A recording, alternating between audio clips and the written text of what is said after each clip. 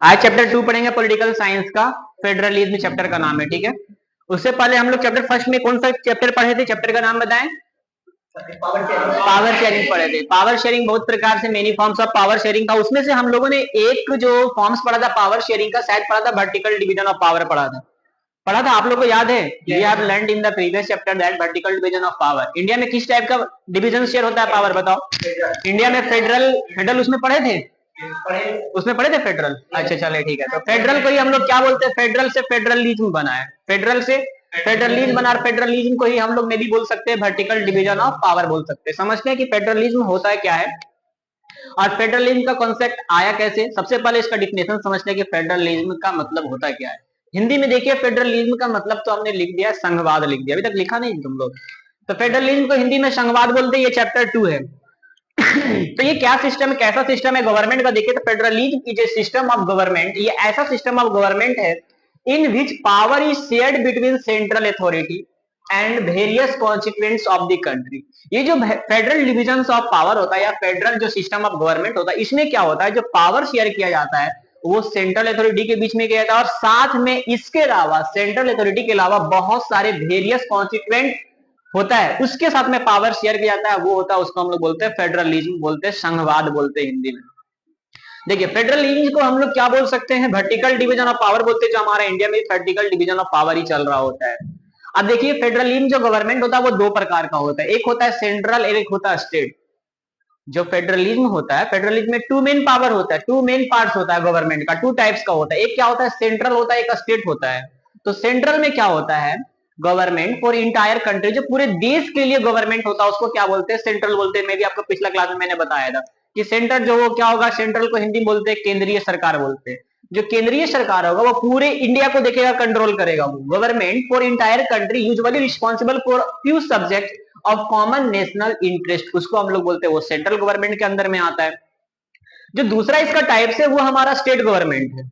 तो state government, government for their state that look after much of the day to day administrating of the state. ये जो state government होता है वो किसी एक खास स्टेट का देखेगा, उसको स्टेट गवर्नमेंट बोलते हैं, ठीक है। और एक चीज और भी यहाँ पे क्या है, इसका एक रूल क्या है कि this both level of government enjoy their power independent of the other.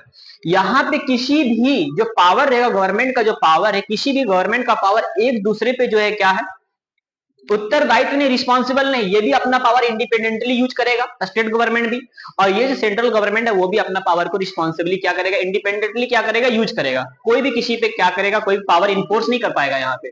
अब क्वेश्चन यहाँ पे राइज होता है कि सर आपने पढ़ाया सेंट्रल और स्टेट गवर्नमेंट, जबकि हमारे इंडिया में तो सेंट्रल भी है, स्टेट भी, इसके अलावा भी अदर फॉर्म ऑफ गवर्नमेंट है।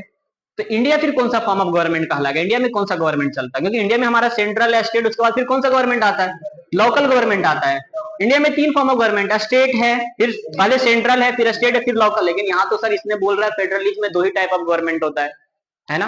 तो यहाँ पे सेंट्रल और स्टेट, लेकिन इंडिया में तो तीन है। तो कैसे इंडिया किस चीज में आएगा, देखिए the what do we call the Indian government, is it union, क्या इंडिया यूनियन है या सेंट्रल है या फेडरल है, क्वेश्चन आता है, क्योंकि हमने तो पढ़ा नहीं लोकल गवर्नमेंट के बारे में। तो देखिए हम लोग समझेंगे यहाँ पे क्या, इस चैप्टर के लास्ट में हम लोग तीसरा फॉर्म ऑफ गवर्नमेंट पढ़ेंगे फेडरलिज्म के बारे में। फेडरलिज्म को आप क्या करिए, कितने ही तरह से ब्रेक डाउन कर लीजिए, वो जो होगा बिल्कुल अच्छे तरीके से काम करेगा।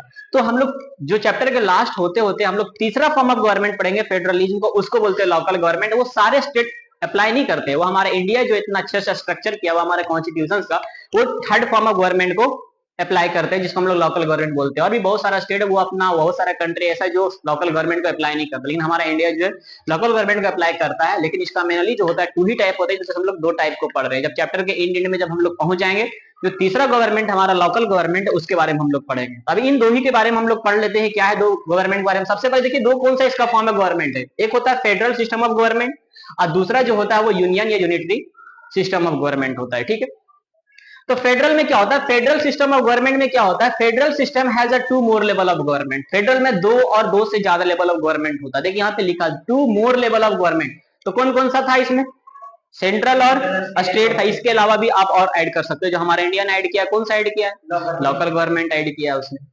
तो ये तो हमारा फेडरलिज्म की दो से आप ज्यादा गवर्नमेंट को जो आप क्या कर सकते थे, ऐड कर सकते थे, मैंने आपको भी ऐड करके दिखाया। जबकि यूनियन और यूनिटरी सिस्टम ऑफ गवर्नमेंट में क्या होता है, इसमें क्या होता है, only one units of the government, इसमें सिर्फ एक ही यूनिट्स होता है, सिर्फ क्या होगा, सेंट्रल होगा, उसके अलावा उसके नीचे ना ही स्टेट होगा ना ही लोकल होगा। Only one units of the government और सब units are subordinate to the central government. सिर्फ एक ही यूनिट्स होता है इसमें, किसमें? यूनियन वाले में। आगे फिर देखते हैं क्या है। State government has its own power, इसका खुद का अपना पावर होता है स्टेट में। सेंट्रल में सेंटर का पावर होता है, स्टेट में स्टेट का पावर होता है। State government has its own power for which it is not answerable to the centre. इसके पास खुद का अपना पावर होता है, अगर कुछ गलत करता है, मिसयूज करता है, तो ये सेंटर को रिस्पॉन्सिबल नहीं होता है। कोई भी जवाब देने के लिए सेंटर के पास आंसरेबल करने के लिए ये लायक नहीं होता। ये अपने मर्जी से यहाँ पे स्टेट में कुछ इसको दिया हुआ रहता है, उसके अकॉर्डिंग ये अपना रूल करता है। और यह गलत करता है तो यहाँ पे आकर के सेंटर को नहीं करता, अपने खुद से वो सुधार करता है। लेकिन यहाँ पे क्या होता है, national government has all the power. यहाँ पे सारा का सारा पावर किसके पास होता है? क्योंकि वहां पे एक ही सरकार है, तो सारा पावर किसके पास होता है? लेकिन यहाँ पे कुछ पावर होता है स्टेट के पास और कुछ पावर किसके पास होता है? सेंटर के पास पावर होता है। आगे, the central government can not order the state. अब देखिए यहाँ पे जो सेंट्रल गवर्नमेंट है ना, ये सेंट्रल गवर्नमेंट स्टेट को कभी भी ऑर्डर नहीं देगा। अब क्या है, सेंट्रल को अगर यहाँ पे सीनियर है, ये सेंट्रल तो काफी सीनियर है, तो ये नहीं बोलेगा कि यार हम तुमसे सीनियर, तुमको ऐसे करना पड़ेगा। ये बोलेगा, उसको लात मार के भगा देगा इसको, बोलेगा यार मेरे को भी राइट मिला, कॉन्स्टिट्यूशन ने राइट दिया स्टेट गवर्नमेंट को भी।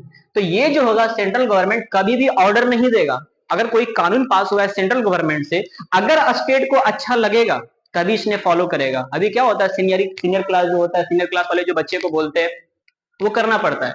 लेकिन यहाँ पे क्या हुआ, स्टेट ने इसको पावर क्या दिया, कॉन्स्टिट्यूशन ने, कि नहीं आप जो है सो उसके ऑर्डर को नहीं मानिए।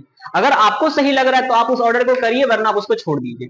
तो central government can not order the state level government to do something. कुछ भी ऑर्डर नहीं दे सकता है कुछ करने के लिए। अगर हाँ अपने मर्जी से कर सकता है ये, अगर आपका अच्छा दोस्त है, वो अच्छा से आपने उसको समझ लिया, अच्छा आपके लिए है, तो आप फॉलो कर लीजिए उसको।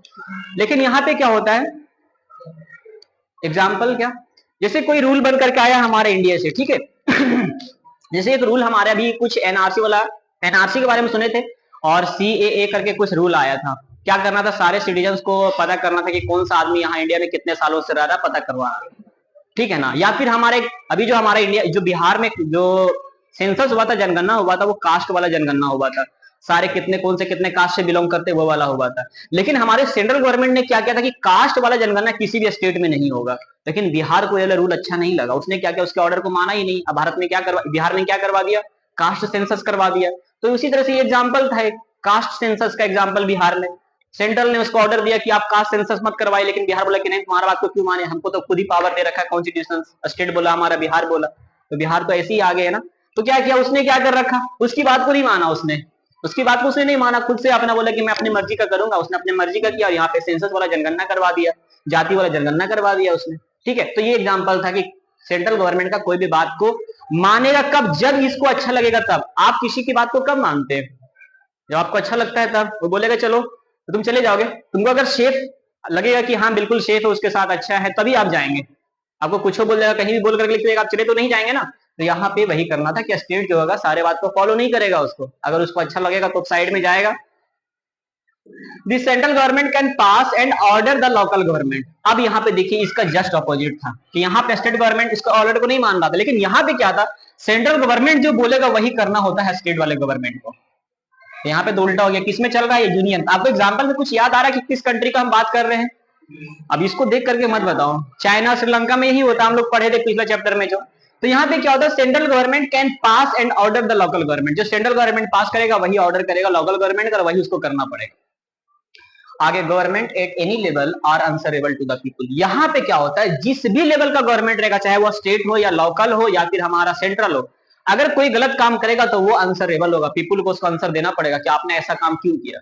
जैसे हमने कोई, हमारे जिसको नेता चुना, वो गलत हमारे लिए कोई गलत काम करता है, अच्छा स्टेप नहीं लेता हमारे लिए, हम लोग क्या करते हैं, उससे क्वेश्चन करते हैं, जाकर के उससे क्वेश्चन करते हैं। तो यहाँ पे वही बोल रहा है कि गवर्नमेंट एट एनी लेवल, इसमें जो होता है फेडरल सिस्टम ऑफ गवर्नमेंट में, अगर इसने कोई, अगर किसी लेवल वाले गवर्नमेंट ने आपके लिए अच्छा काम नहीं किया है, तो यहाँ पे आपने क्या करेंगे, आंसर करेंगे, क्वेश्चन करेंगे उससे, आपको वो आंसर देगा कि हाँ हमने ऐसा किया, अगले बार मैंने ऐसा कर दूंगा।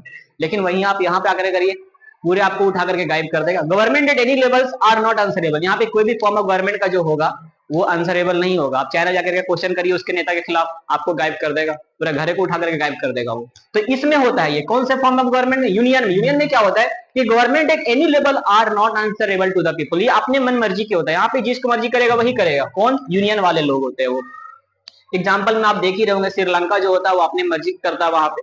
चाइना वाला, चाइना में जाके कुछ बोलिए, आपका पता ही नहीं चलेगा कहाँ से आप थे और कहाँ पे गए आप। एग्जाम्पल देखिए, इसमें जो होता है हमारा फेडरल सिस्टम ऑफ गवर्नमेंट जो सबसे अच्छा हमारा इंडिया यूएसए चलाता है, इसको सबसे अच्छा हम लोग को देखने में भी यही लग रहा है। इसमें तो काफी आदमी को जो है राइट्स को छीना जाता है, पूरा फ्री राइट्स दिया भी नहीं जाता है। तो ठीक है, ये था हमारा पूरा फेडरलिज्म का है फर्स्ट, बाकी कल से पढ़ाएंगे। जाओ अब लंच कर लो।